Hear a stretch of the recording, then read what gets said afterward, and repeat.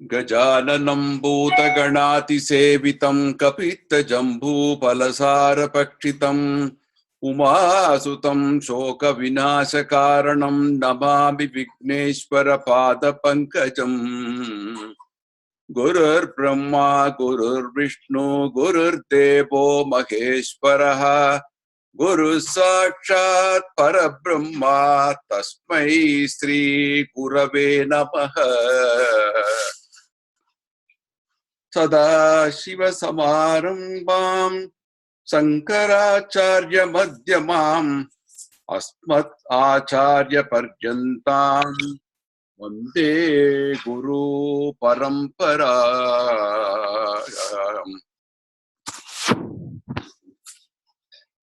Okay, welcome to all of you. This is session number 4 of Easy Sanskrit. And we're going to start as usual with our slide. I'm sharing the slides and hope all of you are able to see. This is session 4, as you can see. And we just recited the Guru Parampara. A quick review of what we did in last session, session 3. We talked about persons and genders. And as I mentioned, in Sanskrit, you have singular, dual, and plural. So that's a big difference between English and Sanskrit. So we have to use the verb appropriately depending upon whether it is singular, dual, or plural. We talked about what are dhatus, the roots which contribute to building the word. As I mentioned, you have a string of letters which make up the words. And these individual components are called dhatus. Like especially A, B, C, D, E, F. You can combine A and C and F, or you can combine A, B, and E. And each word would be different. So A, B, C, D will become the dhatus. So we did a very quick overview of verbs, their classification, what variations, some illustrations I gave you, and also some nice verses at the end. So this is a very quick review of last session that we had. And let's see what we want to do today. We have, I think, a number of activities, goals for today. We are going to learn and understand the importance of verbs, the Karakas and Shabda. I will tell you what Karakas are. Then we have the basics of forming a sentence. There are certain ground rules which have to be observed when you form a sentence. And I'm going to tell you what an amazing syntax Sanskrit has. It's really wonderful, and you will be amazed at the way the sentences can be formed and the verb can be positioned in different ways. And verb formation, how the verb get formation. And I'm going to tell you the usage of very simple verbs, formation of simple sentences. And as usual, we will have some nice verses with a concluding prayer. So that summarizes the goals for today. Going further, now I want to tell something about the approach we are adopting in Easy Sanskrit. You know, the inspiration for this really came from my grandson, who is just about 5 years old. He doesn't know anything about grammar, but he's very fluent in 2 languages. He's able to communicate very well in English and equally well in Tamil. Now, this is kind of amazing. A child who has no knowledge, he has not had a formal education. In fact, he doesn't know reading or writing of Tamil. English is just learning a little bit. But he's able to communicate very well. And that is the approach we are going to adopt in Easy Sanskrit. Learning through simple sentences. It does just not memorizing isolated grammatic words. When I was in school, my Sanskrit teacher used to give me the conjugation, which really kind of drove away many students from learning Sanskrit. Like Ramaha, Ramo, Ramaha. He says, you have to recite it by memory. And that's how they did it in ancient days. People were asked to sit down and recite it and memorize it. In Gurukulam system, it was there. Even today, if you go to madrasas, the way they do it, all the students sit and then they'll nod their head and keep on reciting. Of course, it's a good way, but you can't do that because most of you are working people, you can't do that. So the way we do is, we will learn through simple sentences, and I will provide more visuals for you to help the retention. You know, when you look at a picture or look at something, it registers much better.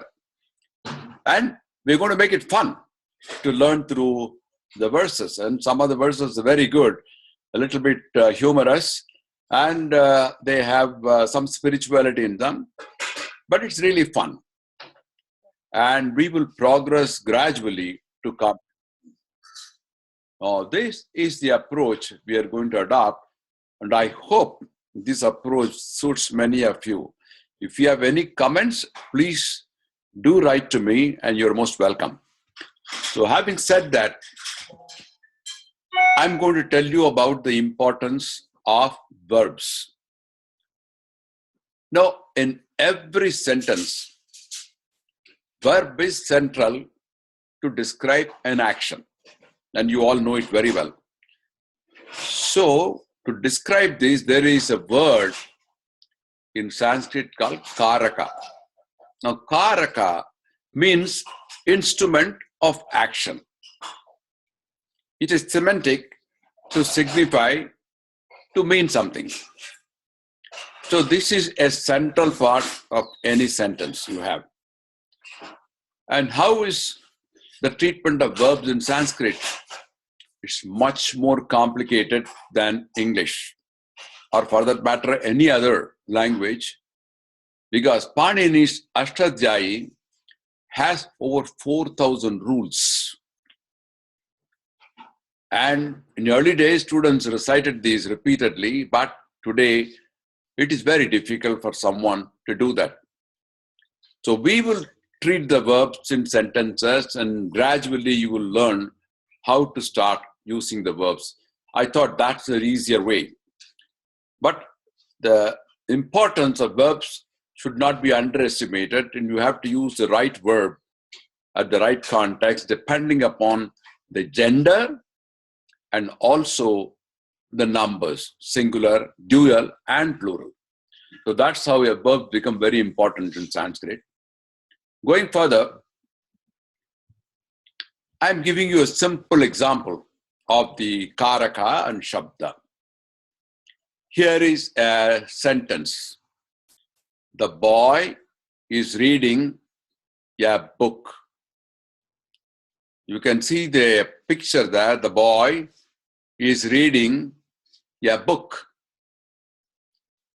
In Sanskrit, you say Balakaha, which means the boy, Patati, reading, Pustakam. Pustakam, everybody knows, is a book. So the boy is reading a book. Now here is the subject, Balakaha, which is a karta, who is a doer. And you have Patati, which is a verb, which is kriya or action. And that is the central part, as you see. And of course, the object is the pustakam. So what is Karaka and Shabda here? Karaka here is the action, such as reading. And the position of this Karaka can vary. I'm going to give you an illustration how it varies. In the next slide. Shabda is the base or root of all noun forms. Shabda really means sound, such as in this case, boy, the boy, for the boy, from the boy, to the boy. All these will become the Shabda. It is the basic two parts in a sentence, the Karakas and Shabdas. Going further,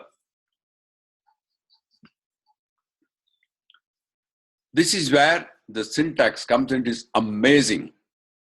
You can position the verb in so many ways. Now, I've given two examples here. You'll find one. Vidya reads a book. If you say it in Sanskrit, it will become Vidya Pustakam Patati. That's very simple way of expressing it, exactly as it reads in English. But you can also say Pustakam Vidya Patati. Pustakam Patati Vidya or Patati Vidya Pustakam. All these would mean the same thing. The change in the order of the word does not change. So you find in the second line here, Pustakam Vidya Patati, verb is at the last. And Pustakam becomes first. In the other example, Rama sa Govinda. Ramo Govindam Pasyatu. Simple. Rama Govindam sa. Pasyatu becomes last, the verb. Govindam Ramo Pasyatu. Rama sa Govindam, again same. Apasyatu Ramo Govindam. So you see, the positioning of the verb is different in different cases. It's equally true in case of German, I believe. German also, you can position the verb the way you want. And there is an interesting part when somebody was saying something in Sanskrit, and one who knew it, the other did not know about it. He was curious to know what the speaker was talking. So he asked his friend who knew Sanskrit, tell me what the speaker is telling. He says, please wait, the verb is yet to come. Only after the verb comes, I'll tell you. So verb can come at the last two, which is very rare. If you say in English, Vidya book reads, it doesn't mean anything. But here you can do that. So that is an amazing syntax in Sanskrit. Let's go further a little bit. This is the fundamentals of sentence formation. Guruji, I have one question. Guruji, please reserve all the questions at the end, because it will disturb the flow of thoughts, and maybe there are other people who would come. I would like to ask you to mute your microphone right now. Open it up when I say at the end. You can ask, the forum will be open for questions at the time. Okay? I know you are all very enthusiastic, but then we have to follow certain sequence in order to avoid a clash and then a communication problem. So in this case, the sentence formation, in any sentence, there must be agreement between the words. There must be a concord. To have a gender, you have a number, and you have a tense. All these should agree. Like in English too, this is a fundamental rule here. Only thing is it's a little more complicated because of the fact that you have three numbers, and the tenses are also accordingly different depending upon the gender too. Adjectives must also take the same gender, number, and case as the noun. Now, for example, Shobhanani Grihani. I'm giving you the transliteration so that people who do not know or were not comfortable with Devanagari will know what it is. Shobhanani Grihani. Shobhanam also means beautiful, good houses. Shobhanebhyo Grihebhyaha. From good houses. See how the changes. So in basic sentence formation, you have to make sure that there is agreement between the different words used in the sentence. It's a little ticklish, but as you go and you start practicing some of the words, you will naturally get used to it, and then you'll start saying it correctly. Okay, let's go further. How is a verb formed from root? I'm going to give you one or two examples. Let's say a dhatu kr. Kr is the the root. Kr, from kr comes karane. Karane means to do. Of course, kr has many other words also coming up from that root. But I'm giving you one example. From kr comes karane. Karane is to do. We also say karyam in Tamil, right? In karyaha is also meaning work. Karomi refers to I do. Aham karomi. Aham refers to me and karomi. If you say second person, he or she does, it means karoti. Tvam karoti. Now to go to third person, they kurute. Kurute. Kurute referring to, kurute refers to they. Kim is a question. Kim is question. Kim is a question. So this is a question which you can use anywhere. Kim karoti. Kim karoti means what do you do? Let's take another example. Like bhava, the root. Bhavan kim karoti is referring to what do you do? When you meet somebody, you ask this question often. What do you do? Bhavan kim karoti. Bhavan refers to you. Kim what? Karoti do. Bhavan kim karoti. You here comes first. That is also a respectable form of addressing someone. Bhavan kim karoti. No, when you meet a lady, in English you ask the same question, what do you do? Not so in Sanskrit. You have to respect the gender and you say, Bhavati kim karoti. You see, Bhavan and Bhavati, there is a difference because of the gender. The other two remains the same. So when you meet someone, you have to know what question to ask. Is it Bhavan kim karoti or Bhavati kim karoti? So if I have to ask Jayakumar, I'll say Bhavan kim karoti. If I ask Nirmala, I'll say Bhavati kim karoti. But the answer is same.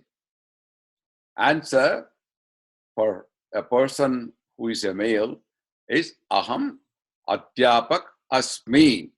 I am a teacher. I am a teacher. But when you say a lady teacher, you say Aham Adhyapika Asmi. I am Adhyapika Asmi. Even though in English you say teacher same, but in Sanskrit, Adhyapak, Adhyapika. So there is a difference coming in. These are very simple examples, but these are the ones which will really help you to understand how the verb is formed and how important it is to use the right kind of noun to connect up a verb. Going from this, let's go further a little bit. If I have to ask, what is your name? P.S. Bhavataha Nama Kim. If it is a gentleman, you say Bhavataha Nama Kim. Mama Namaha Ramaha. My name is Rama. But if supposing it happens to be a lady, what you say? Bhavatyaha Nama Kim. Even though in English it's the same, what is your name? But when you address a lady, you say Bhavatyaha Nama Kim. Answer is same for both Mama Namaha Ramaha, Mama Nama Sita. So there is no difference there. So make sure that when you are asking someone, whether it is a gentleman or a lady, and accordingly use bhavataha or bhavatyaha.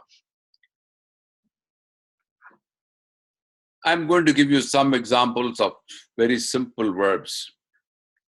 Like you say drinking, pibati. Aham pibami. Aham pibami. I am drinking. If you say you are drinking, tvam pibasi. Tvam pibasi. In Hindi also you say tu. Tum. Right? Actually here also it is tvam. I think it is probably inherited from Sanskrit. Tvam. Is easy to remember. Tvam. Pibasi. When you say she is drinking, sa pibati. Even though verb is same here, because it happens to be she, you say she is drinking, sa pibati. When it comes to a male gender, it says saha pibati.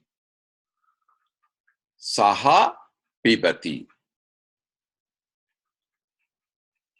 Who is drinking? How do you ask that question? Ka pibati. Ka means who.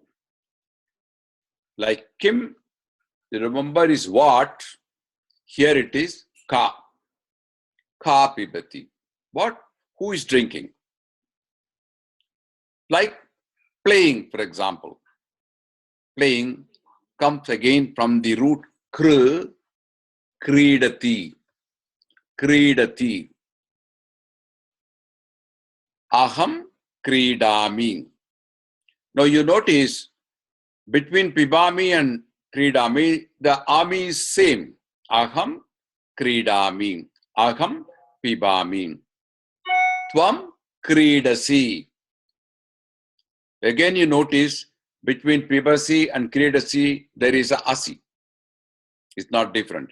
I'm not going into very complicated conjugations just because you might find it very difficult. So I'm just giving you examples which we can use later on. Tvam kridasi. Sita kridati. Like you say, sa pibati, Sita kridati. Taha kridanti. They are playing, which is plural. Okay, I'm going to give you several examples. I'm sitting. How do you say I'm sitting? Upavishati is the verb for sitting. Upavishati. When you say I am sitting, you say aham upavishami. Upavishami. Like you remember, pibami, kridami. Here also ami comes. Aham upavishami. Tvam upavichasi. Again, it is very similar to pibasi and kridasi. Tvam upavishasi. You are sitting. Eshaha upavishati. Someone else. Third person. Eshaha upavishati. Let's say I want to say something about speaking. Vada. Vada means to speak.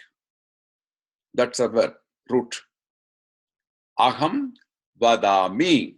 I speak or I am speaking.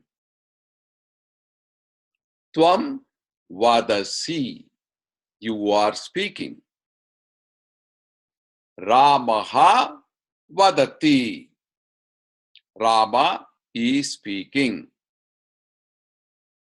If there are many people who are speaking, which we want to avoid in our lesson right now, te vadanti. Te vadanti.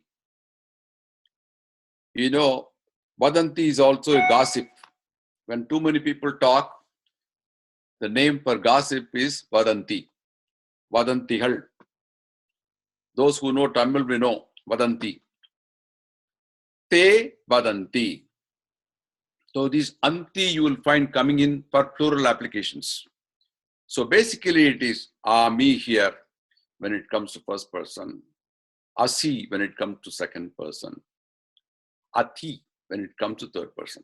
So that's how it goes. More examples. I'm seeing. Pasya is the verb. Aham pashyami. Aham pashyami. Tvam pashyati. Tum pashyasi. Saha pashyati. Vayam pashyamaha. We see.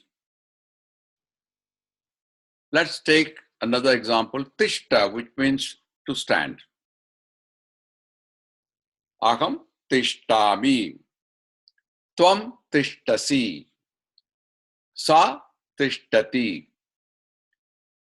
Vayam tishtamaha. Te tishtanti. Anti. See, when it comes to plural. So you have ami, asi, ati. And anti, which comes to tishtanti.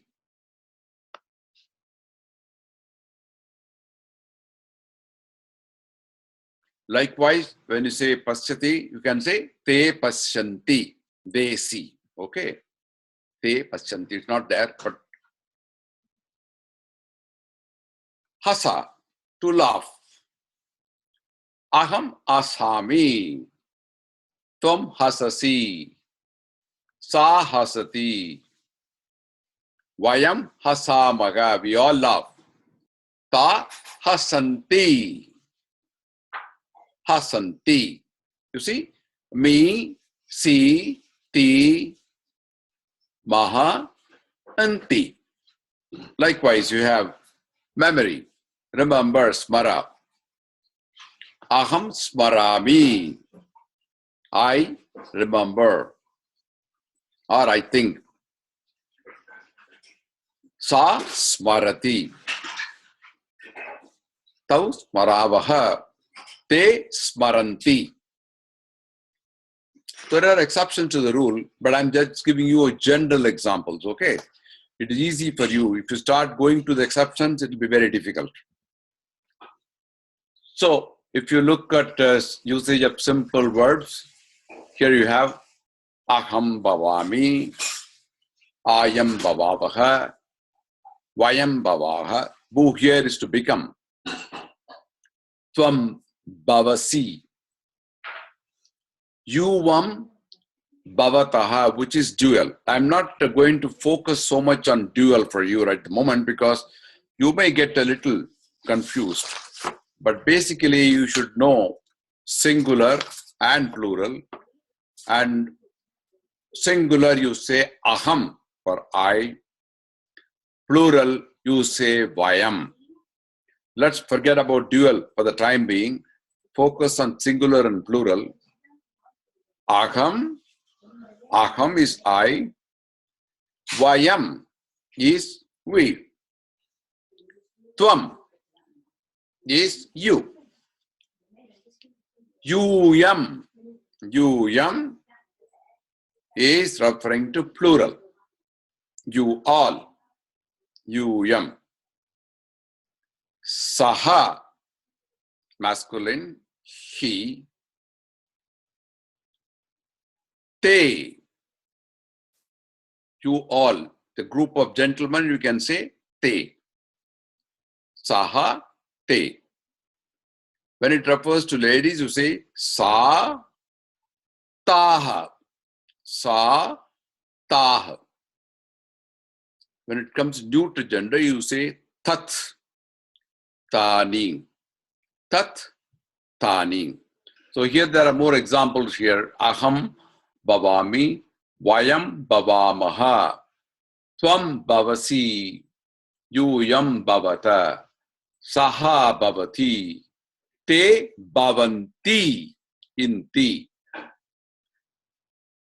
So, for learning purpose, even though this table gives you singular, dual, and plural, initially you focus on singular and dual, and singular and plural. So gradually, you will get to know the dual too. But the learning process, don't take too much at a time because it is very difficult for you.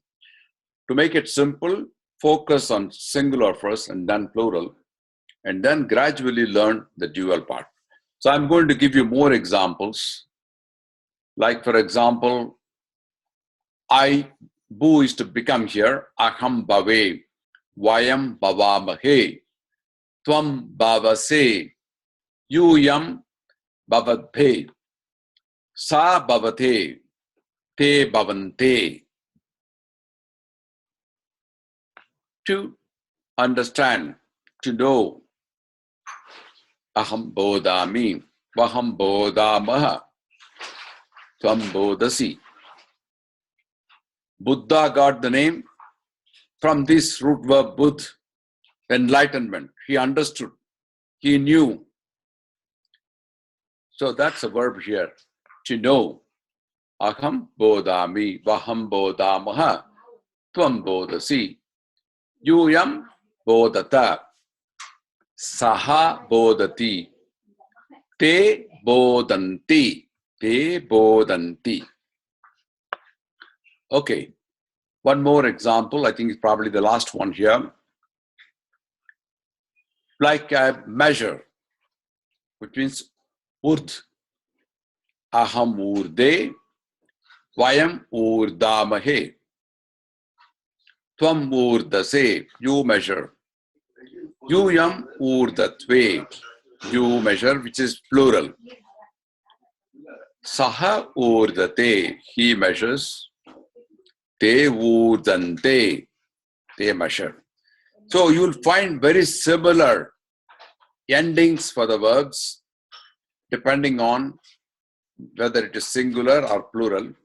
And I suggest again, focus on singular plural first and then you go to dual. Much easier for you to learn that way.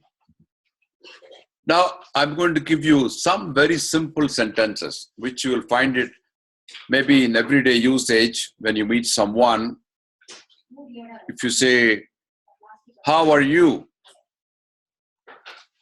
There are actually 3 words in this, how are you? In Sanskrit, there are only 2. You say, kushalam va.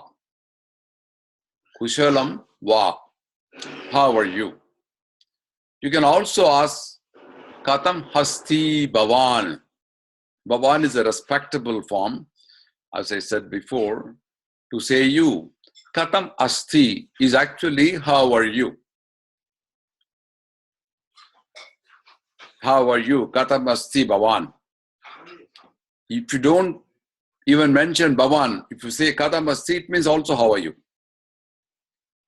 And when in answer you say, all are well. Sarve kushalam.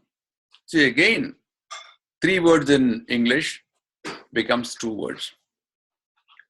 Sanskrit has the largest vocabulary of words, the largest amongst all languages. But it is also the most precise, and it is something where you can condense long sentences into short sentences, convey the meaning. And that is something amazing in Sanskrit. So, Sarve Kushalam. What is the news? Ka is what? Varta. In Telugu, you say Vartalu, right? In Tamil, you say Vartai. These are all inherited from Sanskrit. They came from Sanskrit. So here, if you want to say, what's news? Ka Varta.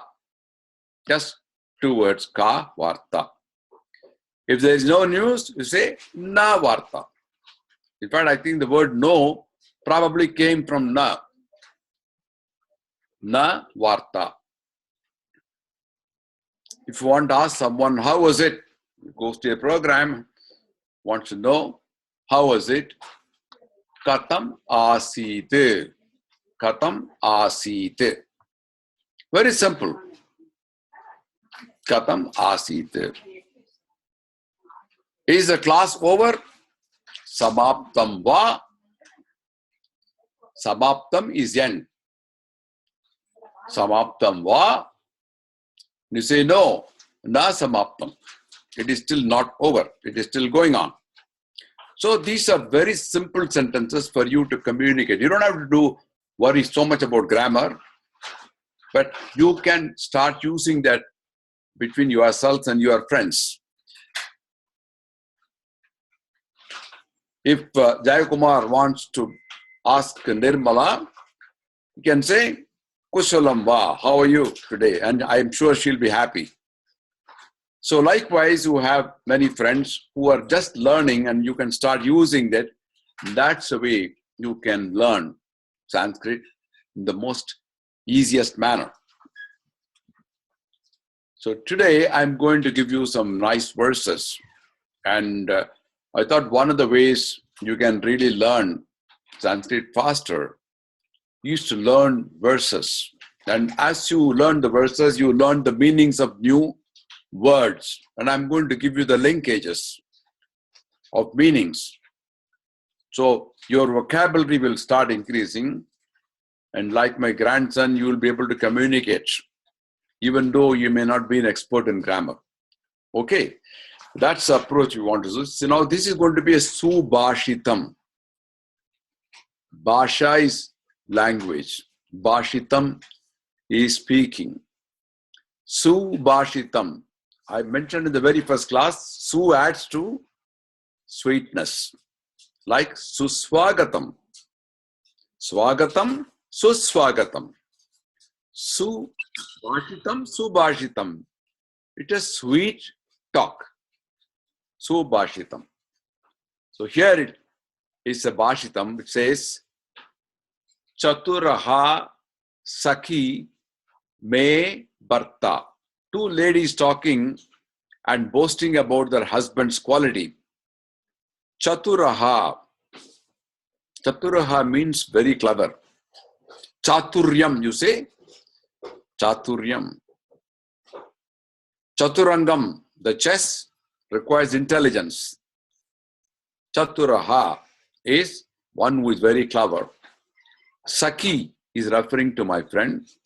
Me Bharta. Bharta is not buying and Bharta, but here it refers to the husband. Chaturaha Sakhi Me Bharta. My husband is very clever. My husband is very clever. Here the husband comes at the last, but in English you say my husband. Chaturaha Sakhi Me Bharta. My husband is very clever. How clever? Yaha likitam tat parona vachayati. Yaha likitam. Likitam, likim, likna. In Hindi also is a likna. Likitam means whatever he writes. Yaha likitam tat, that one. Paro means others. There is a word called paropakaram. Paropakaram means you are helping others. Paro na vachayati. Whatever he writes, others cannot read it or understand that. Maybe he's writing so difficult words, or maybe his handwriting is bad. Yak ligitam tat paro na vachayati. You know, when doctors prescribe something, they give you a prescription, which only the chemist can read. We cannot read it. No offense meant to doctors. So here is an example. Chaturaka Sakhi Me Bharta. Yak ligitam tat parona vacheti. Others cannot read it or understand it. The other lady is telling, Taspat abhya adiko me, my husband is even much better than that. Adiko means adhikam. You say in Tamil also adhikam. Excess. Better. Comparatively, it is better. Tasmat abhya adiko me, he is even cleverer. In what way? Swayamapi likitam Whatever he writes, Swayamapi, Swayam is self. Whatever he writes himself, Swayamapi likitam, Swayam na vachayati. He himself cannot read it or understand that.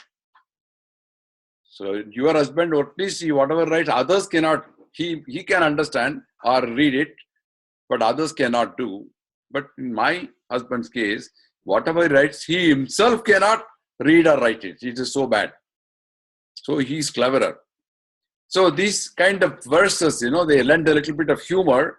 At the same time, you can learn many words like Chaturaha, Sakhi, my friend, Bharta, my husband, Likitam, writing, Vachayati, read or understand, Adhikam, excess, Swayam, self. You have learned so many words in one verse. At the same time, you will have a nice laugh too. So, with these, I'm going to give you some nice verses in future, which will help you to understand words. And in the process, you also learn the verb. Here you see Vachayati. Vachayati referring to second person, he. That is the verb here. So you also learned the application of verb in this verse. Okay, we are now probably going to the last one, which is a concluding prayer. Now this is a beautiful verse from Sri Ramaraksha Stotram. It's actually composed by Buddha Kaushika, which is illustrating the prowess of Lord Hanuman. Now, we have a new temple here in Chicago in Glenview, which is a Hanuman temple, where Hanuman is about 23 feet tall. So there is one very popular slokam, and I want to not only make it a prayer, but a lesson for you to understand some of the words and how beautifully the composition is. It starts like this, Mano Javam. Mano means mind. In fact, the word man, manas, comes from that because it is principle. The difference between human beings and animals is this thing called mind, intellect, buddhi, the sense. So it is something which is very fast. Mano Javam means speed. The mind travels so fast. And Hanuman is compared to Mano Javam, the speed of mind. You cannot calculate the speed. This moment we think of something, the next moment it jumps to something else. Typically, you will find this quality amongst monkeys that they jump from place to place.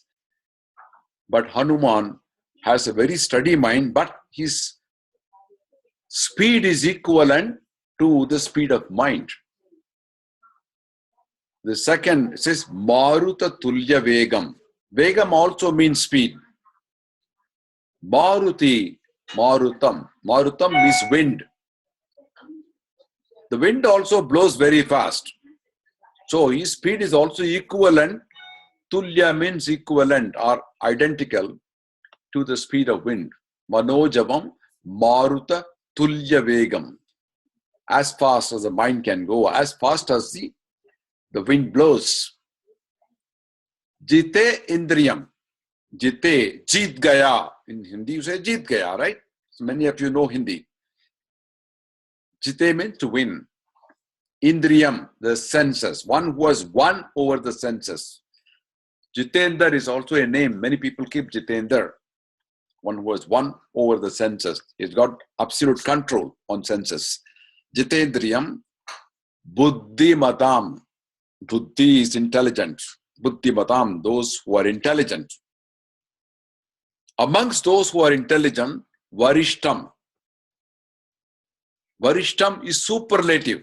They've got comparative and superlative. Here, Varishtam refers to the superlative, the most intelligent amongst the intelligent. So, Manojavam Marutu Tulyavekam Jitendriyam Buddhi Madam Varishtam, the supermost intelligent person who has won over all the senses. Vatatmajam. Vata means, again, referring to air. In air conditioned coaches in India, you'll find Vata Anukula, air conditioned, Vatam. You also have in Ayurveda, Pakkavadam, we have the wind or the air in the body giving you a trouble. Atmajam refers to the sun. Hanuman is a son of Vayu, Vatatmajam. Vanara Yuta Mukyam. Vanara is monkeys. Yutam refers to the troop or the group of monkeys. Amongst that, he is Mukyam, most important person. He is the hero or the leader of the monkey troops. Vatatmajam, Vanara Yuta Muktam. Sri Ramadutam, he went as ambassador of Sri Rama to Lanka to speak with Ravana. Sri Ramadutam Sirasa Namami. I offer my salutations with my bowed head. When you bow the head, it is a mark of respect. The Japanese do it very often.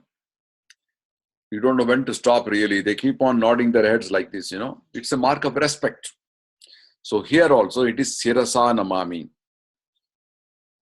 So it's just 4 lines, but so beautifully composed. Each one, you have many words which are expanded and you can learn many more.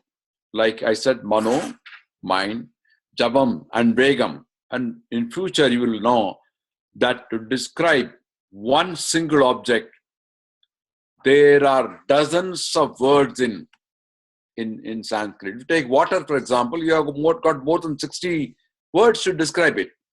So here you have Javam and Vegam, both describing speed. You also learn Jit, Indriyam, Buddhi, Varishtam, Vatam, referring to wind. Also Marutam. Marutam is also referring to wind, right? You learned Vanara, monkey, Mukyam, important, Dutam, ambassador, messenger, Siras, head. Hindi you call Sir. Sirasa is Sanskrit word. Namami. Let's say Namaste. Na Mama, it's not mine. I'm offering my salutations to you. So just 4 lines, you have learned so many words. At the same time, this is a spiritual upliftment. Sanskrit is a conduit. It's a conduit between physics and metaphysics, between our living here and spiritual enlightenment. And it is said, research has shown that the words and the roots come from certain nadis. I mentioned how the words are grouped together in the very first lesson, And each one group you have to pronounce in a certain way using your tongue and your mouth. And some of these come right from the throat, from this region. And it is said when you pronounce it, these nadis get energized and giving you a high energy level. That is why when you listen to Vedas, which the right intonations, you get a sense of fulfillment, a sense of satisfaction, a sense of well-being. It is all uniform and in a chorus they recite it, like Sri Rudram, they do it. So that's one of the important benefits of learning Sanskrit. Surprisingly, it is just not a language alone. It is, I would say, a primordial conduit between human thinking and the soul. It is subtle and gross. It is something which connects you with culture and art. Nature, it collects nature and its author. the creator and the created. It connects up them. So it is a divine language, and I wish you speedy learning on this. So with that, we conclude today's lesson number 4. And I would now unmute all of you so that you can start asking questions. Okay, just 1 second.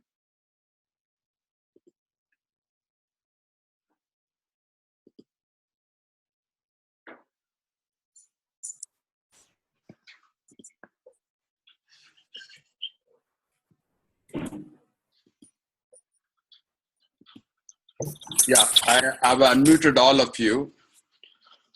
Now, let's hear from you one by one so that I can answer them. This is Lekha here, Guruji. Yes, Dr. Lekha. Yeah, the one question I wanted to ask is, you said Ramo Govinda Pashyati.